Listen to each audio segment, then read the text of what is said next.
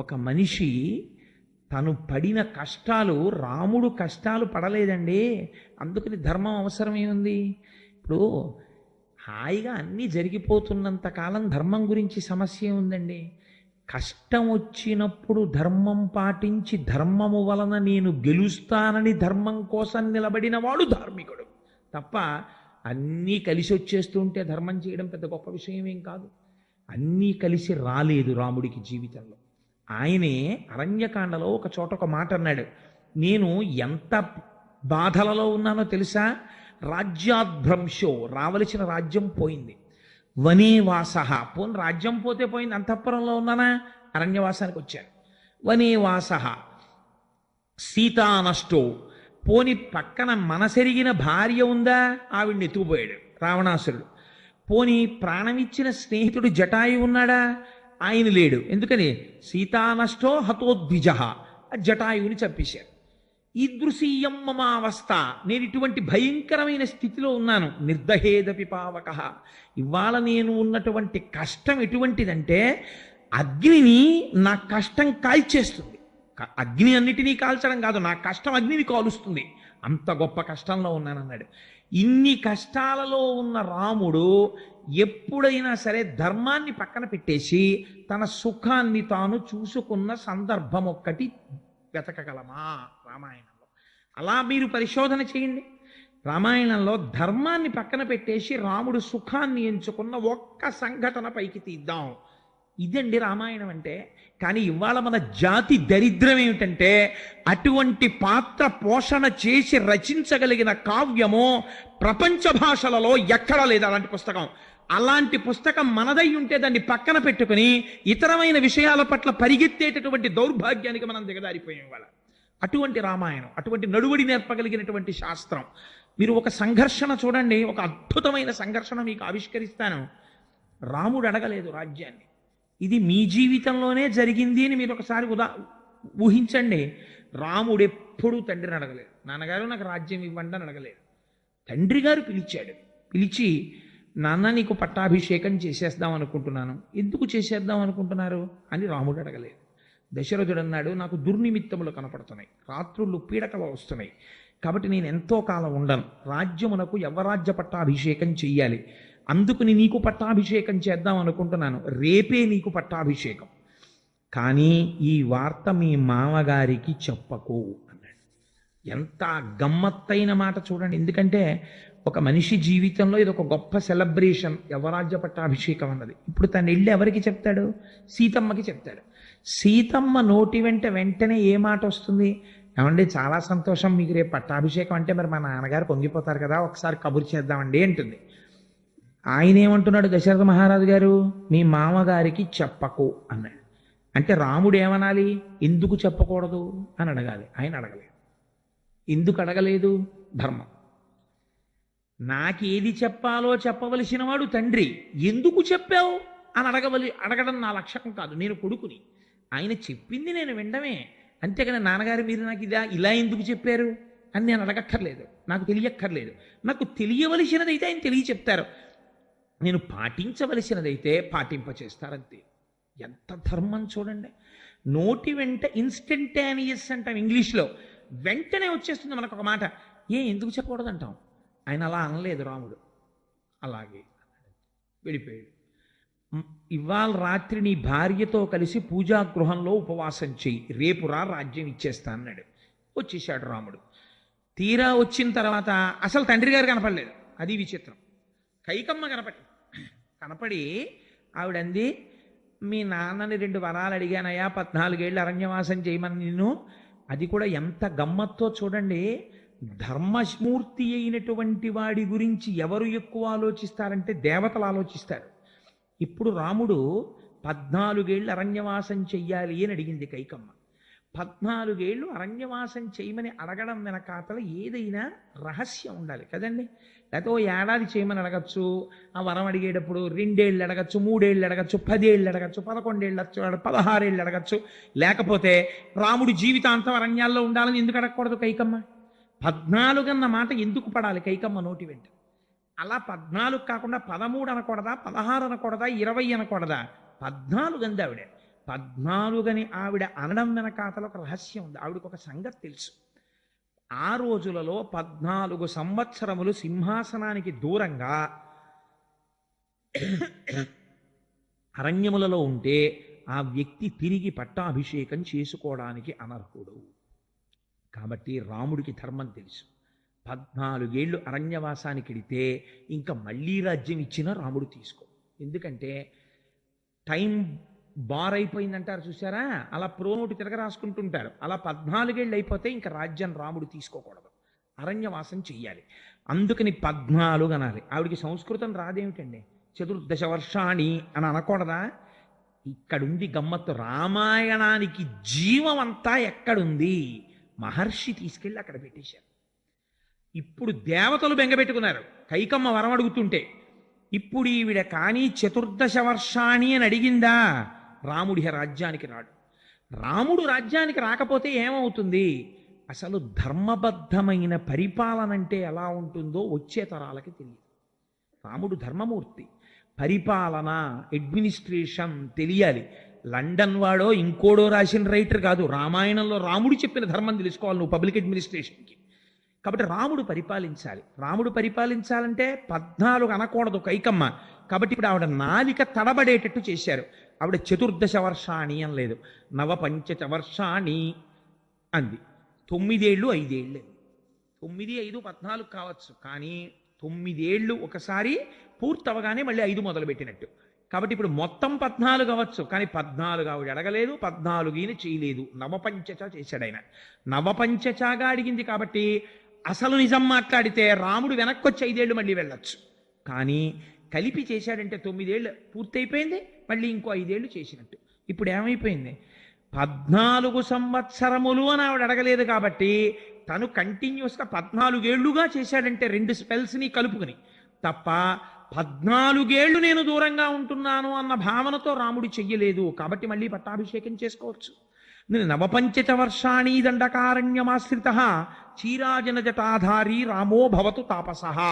ఇది అడగడం వెనకాతల ఆవిడకున్నటువంటి గొప్ప లక్షణం, గొప్ప గమ్మత్తు ఏం చేసిందో తెలుసా అండి? ఆవిడ రాముణ్ణి నిత్య సంఘర్షణకి లోను చేసింది.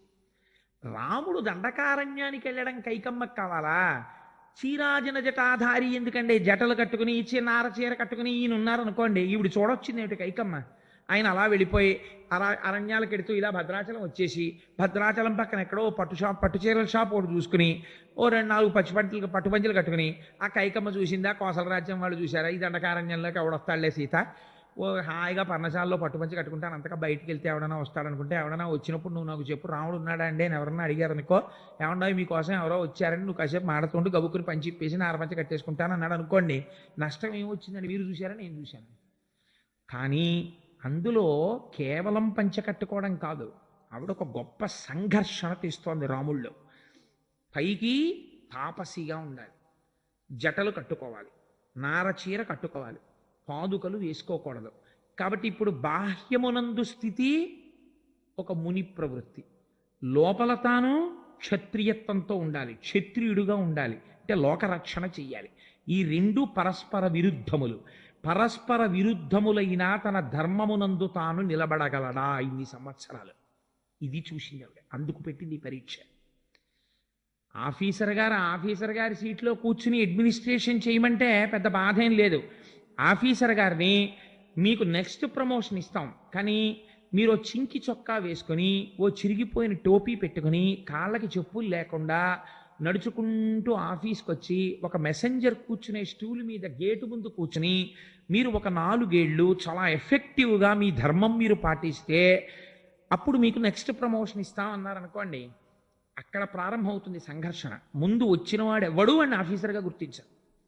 ఎందుకంటే చింకి బట్టలు వేసుకుని చింకి టోపీ పెట్టుకుని చెప్పులు లేకుండా స్టూల్ మీద కూర్చున్నవాడు లోకములనన్నింటినీ రక్షించగలిగిన వాడు, ఫైల్ డిస్పోజ్ చేయగలిగిన వాడు వాడే అన్న భావన వాడికే నిలబడదు. వారం రోజులు పోయేటప్పటికి 10 మంది అడగడంతో ఆయన మెసెంజర్ కింద ఆయన కాళ్ళు తన్నుకుంటూ లోపలికి పోతూ ఇదేంటి ఏంటి సార్ మీరు ఇలా కూర్చోవడం, ఏంటి సార్ బాగోలేదంటే ఆఖరికి 15 రోజులు పోయిన తర్వాత అంటాడు నాకు ప్రమోషన్ అక్కర్లేదు సార్, నేను మాత్రం లోపల కూర్చుని అడ్మినిస్ట్రేట్ చేస్తానంటే అంటాడు.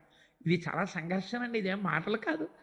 దీన్ని అలవోకగా తట్టుకున్నాడు, తానుగా నిలబడ్డాడు రాముడు. పై ఆడంబరమునకు రాముడు లొంగల. అందుకే నవమి నాడు పుట్టాలి. ఋషులు తక్కువ వాళ్ళు కారండి.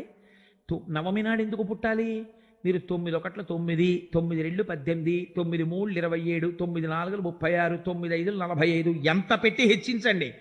9 2 18, 8 1 9, 9 3 27, 7 2 9, 9 4 36, 6 3 9, 9 5 45, 5 4 9 ఎంత హెచ్చించినా మళ్ళీ 9కే వచ్చేస్తుంటాడు.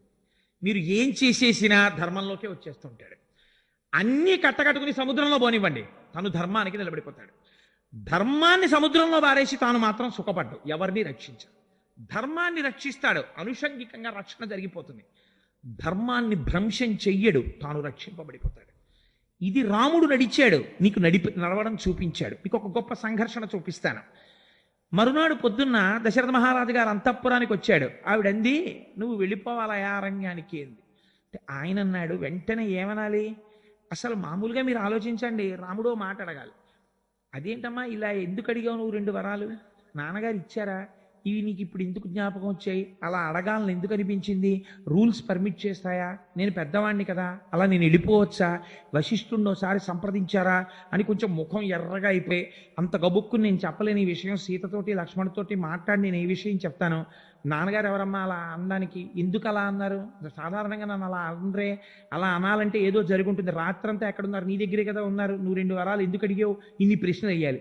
ఈయన ఏం ప్రశ్నలు లేదు, ముఖం వైక్లభ్యం పొందలేదు. అంటే ఆయన ఎప్పుడు దేని యందు ఉంటాడు? ధర్మమునందు ఉంటాడు. రాత్రి రాజ్యం ఇస్తాన్నాడు, నేను అడిగానా? ఇవాళ పిలిచి రాజ్యం వద్దు అడిగిపో అన్నాడు, నేను అడిగానా? ఆయన ఏది చెప్తే చేయడం నా ధర్మం, అంతే. అడవికి వెళ్ళిపోతే నాకెందుకు, సింహాసనం మీద కూర్చుంటే నాకెందుకు, 2 నాకు ఒకటి. ఇది ఆయన ఎలా చెప్పాడో తెలుసా అండి? నహమర్థపరో దేవీ లోకమావస్తు ముత్సహే విద్ధిమాం ఋషిభి తుల్యం కేవలం ధర్మమాస్థితం. అది అండర్లైన్ చేయవలసిన వర్డ్. అమ్మా నేను ఋషిని, నాకేం కావాలో తెలుసా?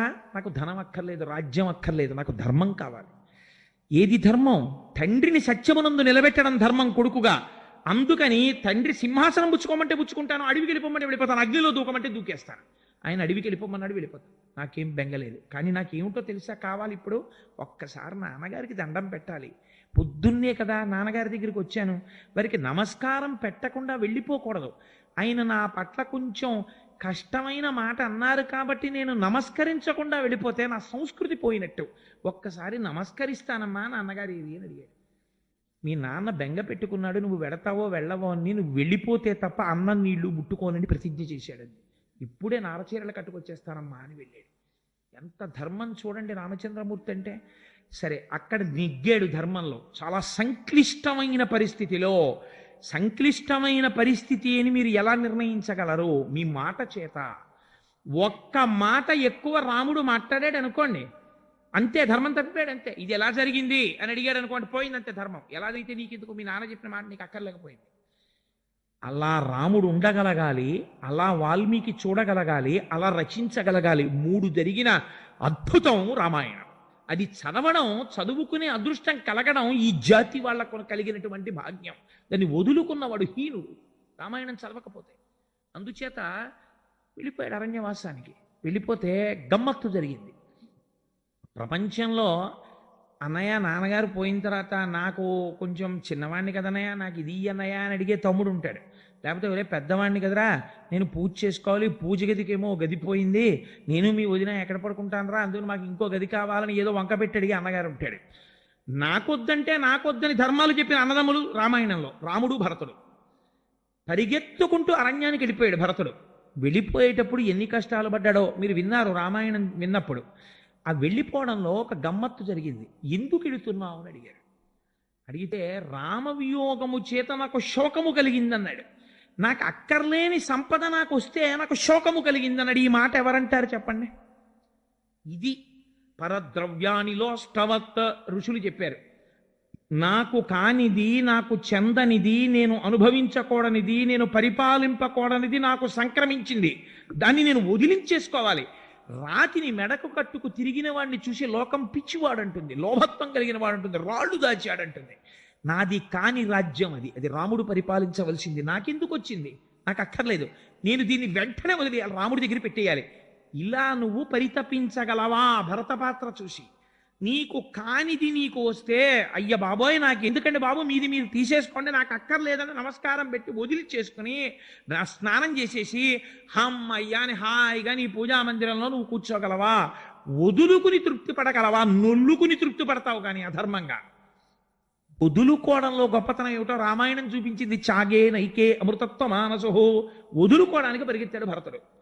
పరిగెడితే రాముడు భరతుడు ఇద్దరు ఎదురెదురుగుండా కూర్చున్నారు. కూర్చుంటే ఇప్పుడు రాముణ్ణి రాజ్యం తీసుకోమని ఎంతమంది చెప్పారో తెలుసా అండి? ఇది ఒక గొప్ప సంఘర్షణ. అక్కడ వదిలేయడం ఎంత సంఘర్షణో ఇక్కడ వద్దనడానికి అంత సంఘర్షణ వచ్చింది రాముడి జీవితంలో. అంత తేలిక కాదండి పరద్రవ్యాన్ని లోష్టవత్ అంటే. నువ్వు సొమ్ముకు ఆశపడకు అంటే రామాయణం జీర్ణమైన వాడు మాత్రమే అలా నిలబడగలడు, అందరూ నిలబడలేరు.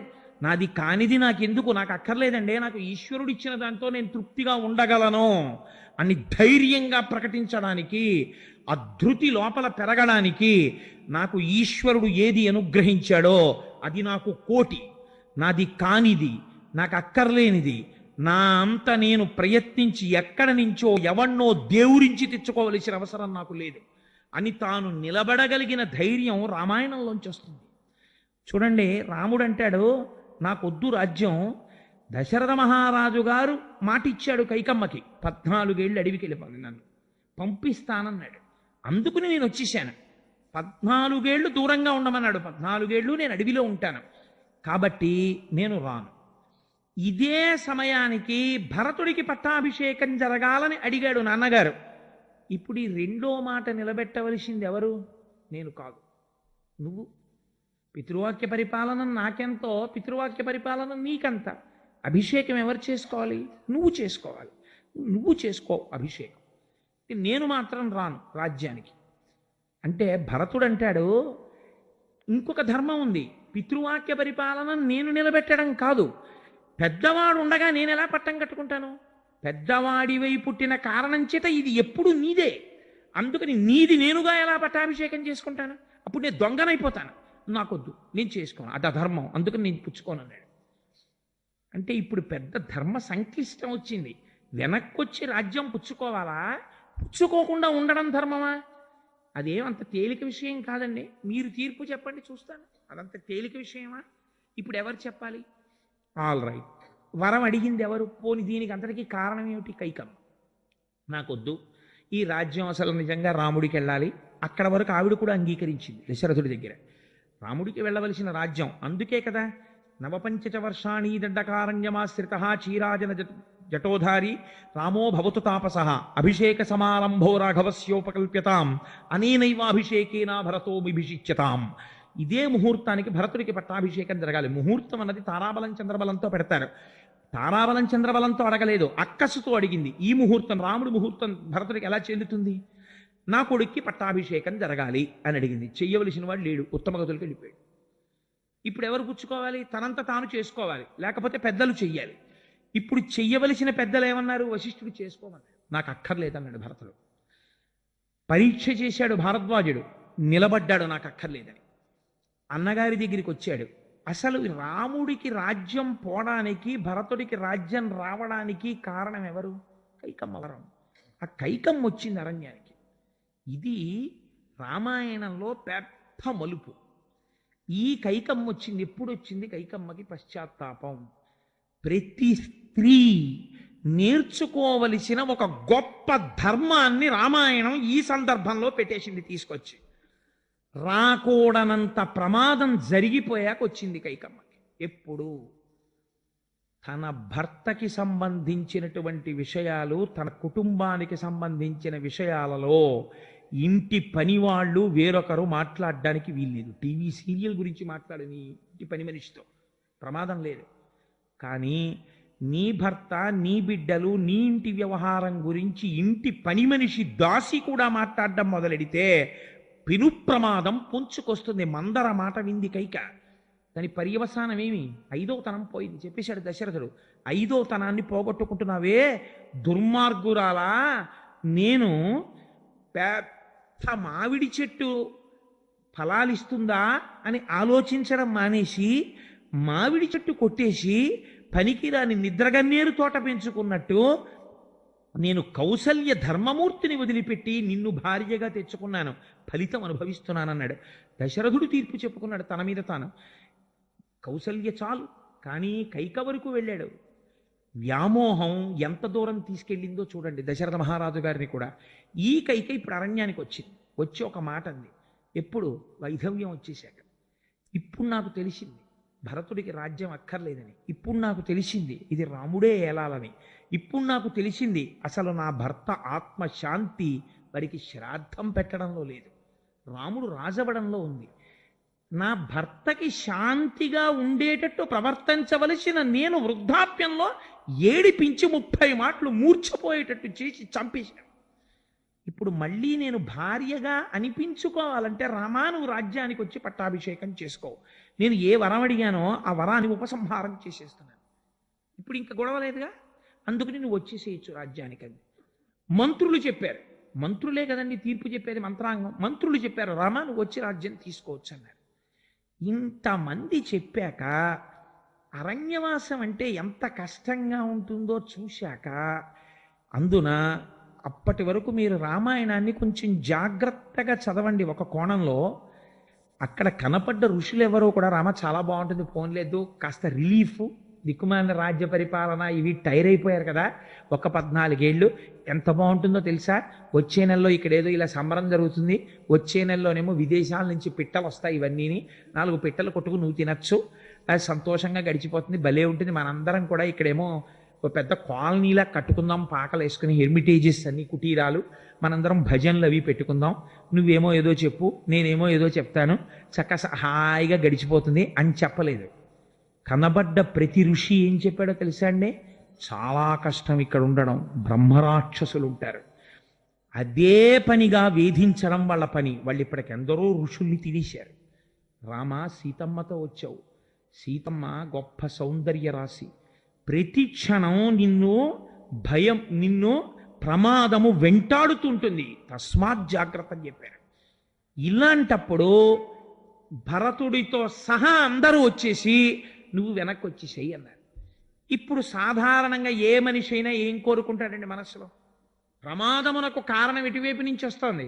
సీతమ్మ వైపు నుంచి వస్తోంది. ఋషులు చెప్పేస్తున్నారు నీకు చేతిలో కోదండ ఉంది, నిన్ను నువ్వు రక్షించుకోగలవేమో, కానీ నీ భార్యని అపహరిస్తారేమో, జాగ్రత్త, తినేనన్నా తినేస్తారు, ఎత్తుకునన్నా పోతారు. సీతమ్మ విషయంలో జాగ్రత్త జాగ్రత్త జాగ్రత్త అని చెప్తున్నారు. సీతమ్మ రక్షించుకోలేదా? అయో నిజ, రాముడి కన్నా ఓ మెట్టు పైనుంది, రక్షించుకోదు, నరకాంత కాబట్టి. ఆవిడ ముందే చెప్పేసింది ఈ మాట, నువ్వే రక్షించాలని చెప్పింది. మరి ఇప్పుడు ఎలా? ఇన్ని కష్టాలు పడ్డామా? తనకి లోపల ధర్మం తెలిసో తెలియదో పక్కన పెట్టేయండి. ఏమంటే నాకేదో తెలిసి నా బుద్ధి తోచింది ఏముందండి, ఇంతమంది చెప్తున్నారు, రేపు పొద్దున్న ఎవరన్నా అడిగారు అనుకోండి, అడిగితే ఏమంటే నేను అడిగానండి రాజ్యం, నేను వెళ్ళిపోయానండి అరణ్యవాసానికి, వీళ్ళందరూ అడవికి వచ్చేసి మా పిన్ని కైకమ్మతో సహానేమో వరం విత్డ్రా చేసేసాను, వచ్చేసేయండి, భరతుడు రాజ్యం తీసేసుకోమన్నాడు, కావాలంటే వశిష్ఠుడు ఉన్నాడు ఆ రోజున, మంత్రులందరూ ఉన్నారు, మీరు అడగండి, అందరూ అడిగితే వచ్చాను, కానీ నేనేం కోరుకున్నానా, నాకు కావాలా అని వెనక్కి వెళ్ళిపోయాడు అనుకోండి. ఇది మనం ఏమంటామంటే మన భోగము కొరకని ధర్మమును పక్కన పెట్టేటప్పుడు మనం ఎంచుకునేటటువంటి మార్గం ఇదంతా. మనం భోగము కోసం ధర్మాన్ని తుంగలో తొక్కుతాం, రాముడు భోగాన్ని తుంగలో తొక్కి ధర్మాన్ని పట్టుకున్నాడు. ఆయన అన్నాడు ఉపసంహారము నువ్వు చేస్తే నువ్వు అడిగినటువంటి వరమేదో దాన్ని ఉపసంహరించుకునే అధికారము నీకు ఇస్తున్నానని అనవలసిన వాడెవరు? దశరథుడు అనాలి. ఏడైన ఇప్పుడు ఊర్ధ్వలోకాలకి వెళ్ళిపోయాడు. ఆయన చెప్పిన ఆఖరి మాట ఏమిటి? రాముడు అరణ్యవాసం చెయ్యాలి. ఇప్పుడు నేను వెనక్కి వచ్చేస్తే ఏమవుతుంది? నువ్వు నన్ను రమ్మన్నావేమో, నేను వచ్చానేమో, కానీ తండ్రి చెప్పిన మాట నేను జవదాటినట్టు లెక్క. దీనివల్ల ఎవడు పడిపోతాడు? తండ్రి పడిపోతాడు, ఊర్ధ్వలోకాల్లోంచి కిందకి నరకంలో పడిపోతాడు. కొడుకుని కన్న పాపానికి తండ్రిని కిందకి లాగినవాడు కొడుక, తండ్రిని ఉద్ధరించిన వాడు కొడుక? కొడుకు ఎందుకు పుట్టాలని కోరుకుంటారు? తండ్రిని ఉద్ధరించడానికి.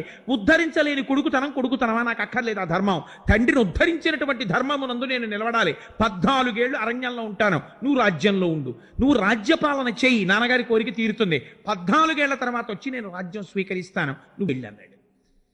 అంటే భరతుడు ధర్మం దాటాడు. ఎక్కడ దాటాడో తెలుసా అండి? మొండితనంతో గెలుచుకోవాలనుకున్నాడు. పిల్లలు చూడండి మారాం చేస్తారు, అది అధర్మము అని పిల్లలకి తెలుసు. కానీ వాళ్ళ కోరిక తీర్చుకోవడానికి అమ్మ నువ్వు ఒప్పుకోపోతే, నాన్నగారండి మీరు ఒప్పుకోపోతే నేను చెప్తాను నేను అన్నం తిన్నంటాడు. నేను అన్నం తినని పాపం తండ్రికి ఆకలిగా ఉంటుంది. తండ్రి రే నువ్వు అలా కూర్చుంటే అన్నం తినబుద్ధి ఇది, నువ్వు వచ్చి అన్నం తినంటాడు. తినడం. 4 కొడతాడు, తినడం. మీరు బలవంతంగా ఎలా పెట్టగలరండి? ఒక వయస్సు వచ్చిన పిల్లాడికి, ఒక 10th క్లాస్ చదువుకుంటున్న పిల్లాడికి వాడిని తీసుకొచ్చి అక్కడ పెడితే అన్నం ముద్దలు ఇలా కలుపుతాడు, పుసలు కొడతాడు, మీ వంక చూస్తాడు తప్ప అన్నం తినడం, మెతుకు నోట్లో పెట్టడం. ఇంత ఆకలితో ఉన్న తండ్రి తినగలడా? కొడుకు అలా తినకుండా ఉండిపోతే? వాడికి 3 రోజుల క్రితమే పచ్చం పెట్టారు. కోరరాని కోరిక కోరుతున్నాడు. ఆ కోరిక తీరిస్తే తన ధర్మం తప్పుతాడు తండ్రి. ఇది చెప్తే వాడు అంగీకరించాడు. అంత పెంకితనం భరతుడు చేశాడు అజ్జుకాండలో. ఎక్కడ చేశాడు? ప్రాయోపవేశం చేసేస్తానన్నాడు. నువ్వు రాకపోతే నేను ఇంటికి వెళ్ళను, నీ కాళ్ళకు అడ్డంగా నేను పడుకుంటున్నాను, దర్భలేసుకున్నాడు పడుకున్నాడు. ఇదొక మహాపాపం. ప్రాయోపవేశం చేశానని పడుకున్నాడు. అప్పుడు రాముడు అన్నాడు, నువ్వు చేసినటువంటిది పరమ అధర్మం. ఎందుకంటే ఒక ధర్మాత్ముణ్ణి అధర్మం వైపుకి లాగాలనుకుంటున్నావు పెంకితనంతో. ఈ హఠం కూడదు. నువ్వు ఒక ధర్మాత్ముణ్ణి అధర్మం వైపుకి తిప్పడానికి పెంకితనం చేద్దామనుకోవడం ఒక అధర్మం కనుక, ఒక మహాపాపం కనుక, ఉత్తర క్షణం ఈ పాపం పోవడానికి నువ్వు ఒక ధార్మికుణ్ణి ముట్టుకో అన్నాడు. ధర్మమునందు నిలబడిన వాణ్ణి ముట్టుకో అన్నాడు. ఎవరిని ముట్టుకోవాలి ఇప్పుడు? అంటే ఎవరిని ముట్టుకుంటే పాపం పోతోందో వాడు ధర్మమునందు ఉన్నవాడే కదా. ఇప్పుడు సమస్త దేవతాగణములు ఋషులు అన్నారు రాముణ్ణి ముట్టుకో అన్నారు. అంటే రాముడు చెప్పింది ధర్మం, రాజ్యానికి వెళ్ళకూడదు. ఇప్పుడు భరతుడు రాముణ్ణి ముట్టుకున్నాడు ప్రాయశ్చిత్తానికి. ఇది ఎంత సంఘర్షణ మీరు ఆలోచించండి. రామాయణం కథగా వింటే, మీరు మామూలుగా రామాయణం విన్నారనుకోండి, దశరథ మహారాజు గారు వరం ఇచ్చేశారు, రాముడు వెళ్ళాడు, వెనక్కి వచ్చేసాడు, ఇదంతా చాలా అల్లరిగా ఉంటుంది. అబ్బో రాముడు ఎంత గొప్పవాడోనండి, ఓ నమస్కారం అండి అంటాం. కానీ మీరు ఒక బిహేవియరల్ సైన్స్గా దాన్ని ఆలోచించండి. ప్రతి సందర్భాన్ని మీరు అలా ఒక్కసారి విశ్లేషణ చెయ్యండి.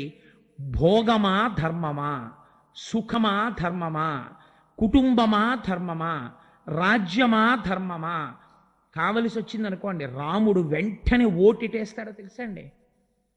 ధర్మబద్ధమైన నడువడికే వేసి తాను ధర్మముగా నిలబడిపోతాడంతే, తాను సత్యముగా నిలబడిపోతాడంతే.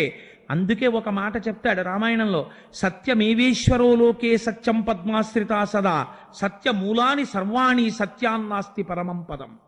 లక్ష్మి ఐశ్వర్యం ఎక్కడున్నదో తెలుసా? సత్యమునందున్నది. సత్యం అనగానేమి? మార్పు లేక సర్వకాల సర్వావస్థల యందు ఉండునదేదో అది సత్యము.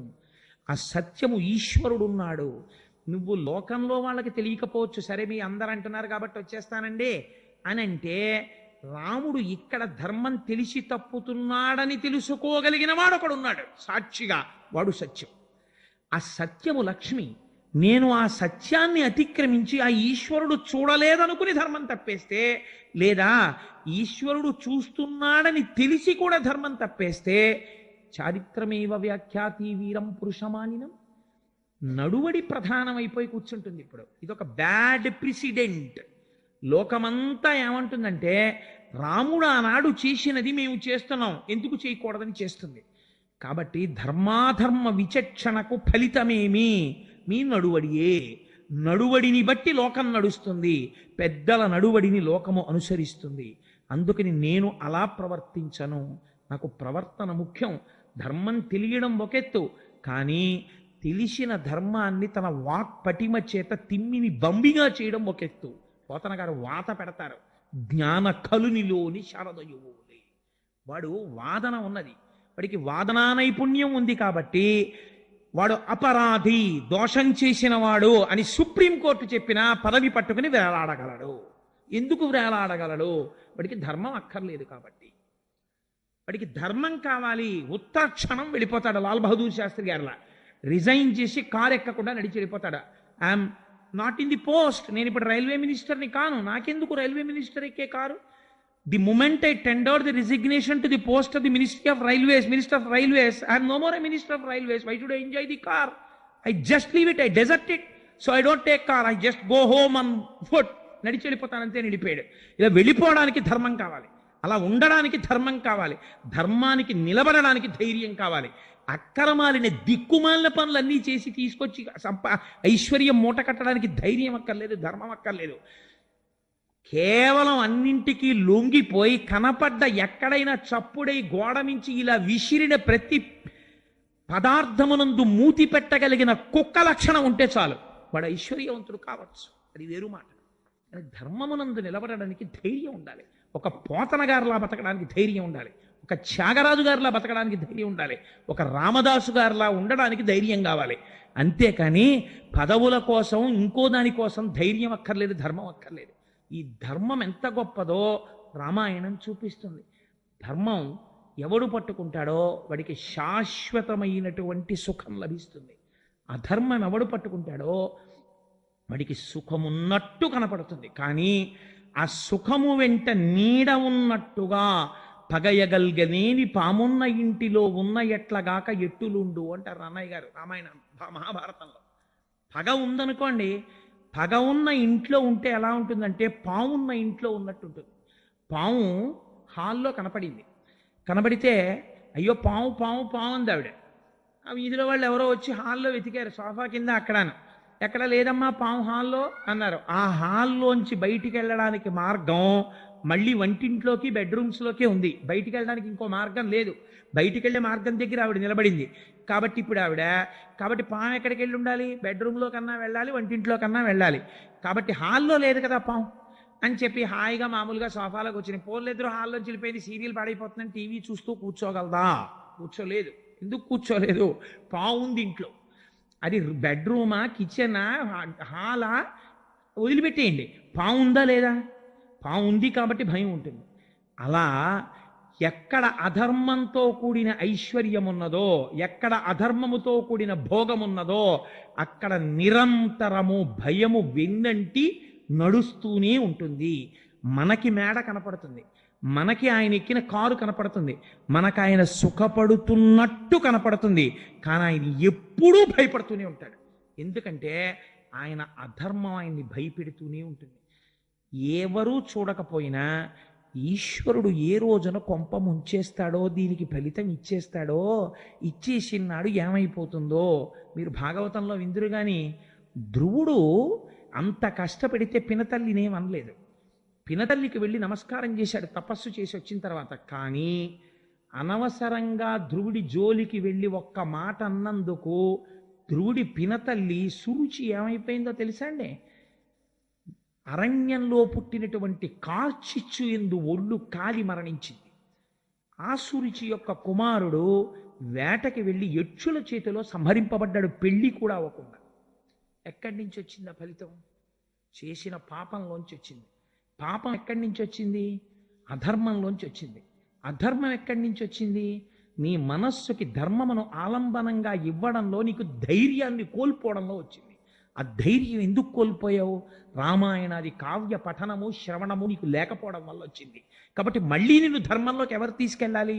వెళ్ళినటువంటి వాడు ఎటువంటి స్థితిని పొందాడో చెప్పిన రామాయణంలోంచి రావాలి. ఇక్కడ మీకు నేను ఒక్క మాట చెప్పాలి. అయితే రాముడు రాజు అయ్యాడు కదండి, రాజు అయిన తర్వాత రాముడు సుఖపడ్డాడా అంటే సీతాపరిత్యాగం చేసిన తర్వాత రాముడు దుఃఖపడ్డాడు, అది వేరు మాట. అది వదిలేయండి. సీతమ్మతో కూడిన రాముడు రాజుగా భోగములను అనుభవించినట్టు మీకు కనపడుతుంది పైకి ఊహిస్తే. కానీ రాముడు అలా ఎప్పుడూ సుఖం అనుభవించలేదు. మీరు కావాలంటే ఉత్తరాఖండ చదవండి. ఎందుచేతో తెలుసా అండి? ప్రతి క్షణం రాముడు ఓ మాట చెప్తుండేవాడు. తను కూర్చుని లక్ష్మణుణ్ణి పిలిచి, లక్ష్మణుడు ఎప్పుడు రాముడి పక్కన ఉంటాడు. లక్ష్మణ, ఓసారి తలుపు దగ్గరికి వెళ్ళి ఎవరైనా ఉన్నారేమో చూసిరా అనేవాడు. అంటే విసుగొచ్చి లక్ష్మణుడు అన్నాడు ఓ రోజున, అన్నయ్య నువ్వు పరమధార్మికుడవు, ఎక్కడ ప్రభువు ధార్మికుడై ఉంటాడో అక్కడ లోకమంతా సుభిక్షంగా ఉంటుంది. మన రాజ్యంలో నెలకి 3 వానలు పడుతున్నాయి, పంటలు పండుతున్నాయి, అందరూ సుఖశాంతులతో ఉన్నారు, చోరభయం లేదు, పిల్లలు సుఖంగా ఉన్నారు, పెద్దలు సుఖంగా ఉన్నారు, ఏమీ బెంగలేదు అన్నయ్య, అందరూ హాయిగా ఉన్నారు. నువ్వేదో చెప్తున్నావు కదా ధర్మం గురించి అని చెప్పన్నాడు. అంటే రాముడు అన్నాడు, నేను అలా లక్ష్మణ 10 మాటలు ఎందుకు చూడమంటానో తెలుసా? ధర్మం అన్నది చాలా సంక్లిష్టం. ఏ పాత్రని బట్టి ధర్మం అలా మారిపోతుంది. ఇంతకుముందు నేను పుత్రధర్మం పాటించాను, భర్తృధర్మం పాటించాను సీతమ్మ దగ్గర, మీ పట్ల సోదర ధర్మం పాటించాను. ఇప్పుడు నేను ఏ ధర్మంలో ఉండాలో తెలుసా? రాజధర్మంలో ఉండాలి. రాజు అంటే ఎవరో తెలుసా? కన్న తండ్రి లాంటివాడు. తండ్రి ఐఏఎస్ ఆఫీసర్ అయి ఉండొచ్చు, సెల్ ఫోన్ కట్టి పడుకోగలడేమో, ఫోను డిస్కనెక్ట్ చేసి పడుకోగలడేమో. వారం రోజుల నుంచి ఇన్స్పెక్షన్లు తిరిగి తిరిగి ఉన్నాను, నిద్ర లేదని. కానీ అలా పడుకున్నటువంటి తండ్రి పక్క గదిలోంచి తన కొడుకు నాన్నగారండే అని పెద్ద అరుపరిచాడు అనుకోండి, అయితే అమ్మ బాబోయ్ అని అరిచాడు అనుకోండి, వారం రోజుల నుంచి నిద్ర లేదు, నేను లేచి వెళ్ళను, నువ్వు వెళ్ళి చూడని పడుకుంటాడా? ఎంత ఐఏఎస్ ఆఫీసర్ అయినా లేచి వెళ్ళి ఏమైందో కొడుక్కని పరిగెడతాడంతే. అలా తండ్రి రాజు అంటే ఎవరో తెలుసా? ఇప్పుడు పెద్ద కుటుంబం ఉన్నవాడు, కొన్ని లక్షల మంది నా బిడ్డలు, నేను తండ్రిని. ఏ క్షణంలో ఎవరికి బాధ వచ్చినా ప్రభువు దగ్గరికి వస్తారు. వాళ్ళు వేచి ఉండకూడదు. ప్రభువు వేచి ఉండేటట్టుగా కానీ ఉంచితే ప్రజల్ని, ప్రభువు దానికి తిరిగి ప్రాయశ్చిత్తం అనుభవించవలసి ఉంటుంది. నీకు ఒక ఉదాహరణ చెప్తాను లక్ష్మణ, నువ్వు చెప్పడం చాలా తేలిగ్గా చెప్పావు, ఎందుకన్ని మాటలు వెళ్ళమంటావు తలుపు దగ్గరికని. నీకు ఒక కథ చెప్పనా? మన వంశంలో ఉండేవాడు మృగమహారాజు గారని. ఆయన ఒకనాడు ఒక పేద బ్రాహ్మణుడు ఒక ఆవు విషయమై తగాదా వచ్చి ప్రభువు దగ్గరికి వచ్చాడు. పొద్దున్న వచ్చాడు, సాయంకాలం వరకు లోపలికి పంపించలేదు. అసలు పరిపాలకులు అన్న వాళ్ళందరూ రామాయణం చదువుకోవాలి, చదువుకుంటే తెలుస్తుంది. గ్రీవెన్స్ సెల్ అంటే ఏమిటో, విజిటర్స్ అంటే ఏమిటో, కంప్లైంట్లు అందుకోవడం అంటే ఏమిటో, పబ్లిక్కి అటెండ్ అవ్వడం అంటే ఏమిటో. అందుకని ఆ వచ్చినటువంటి బ్రాహ్మణుల్ని బయట కూర్చోబెట్టాడు. సాయంకాలం వరకు కూర్చున్న బ్రాహ్మణుడు అన్నాడు, ఉదయం వచ్చిన వాడిని సాయంకాలం వరకు కూర్చోబెట్టాడు ప్రభువు, దర్శనం ఇవ్వలేదు. నేను అన్నం తిన్నానో లేదో, సంధ్యావందనం జరుగుతోందో లేదో చూడలేదు. ఈ చూడని వాడు ప్రభువా? వీడికి ఇలా ఇలా తలాడిస్తూ ఎక్కడో కూర్చోవడం అలవాటైంది. ఎక్కువ కదలిక లేకుండా అలా తలాడిస్తూ ఎక్కడో కూర్చోవడం అలవాటైన వాడికి సింహాసనం ఎందుకు, చెట్టు మీద తొండగా ఉంటే చాలు, వీడు ఉత్తలక్షణము తొండగుగాక అని శపించి నాకు రాజదర్శనం అక్కర్లేదని వెళ్ళిపోయాడు.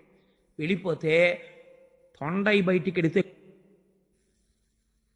జనక మహారాజు గారు ఆయనకి ధర్మాధర్మ విచక్షణ చాలా ఎక్కువ. దశరథ మహారాజు గారు కైకమ్మ యొక్క తండ్రి గారికి మాట ఇచ్చారు, నీ కూలుడికి ఎలా ఇస్తావు రాజ్యం, భరతుడికి రాజ్యం ఇమ్మంటాడు. అందుకని ఇప్పుడేమో రాముడికి రాజ్యం ఇవ్వడం దశరథుడికి ఇష్టం, పెద్ద కొడుకు సుగుణాభిరాముడు కాబట్టి. పుడతాడని అనుకోలేదు దశరథ మహారాజు గారు. కౌసల్యకి సుమిత్రకి ఎందుకు కైకి పుట్టాడు ఏమిట్లే అనుకున్నాడు. తీరా ఇప్పుడు రాముడు పుట్టాడు, అందుకని జనకుడికి చెప్పద్దు అన్నాడు.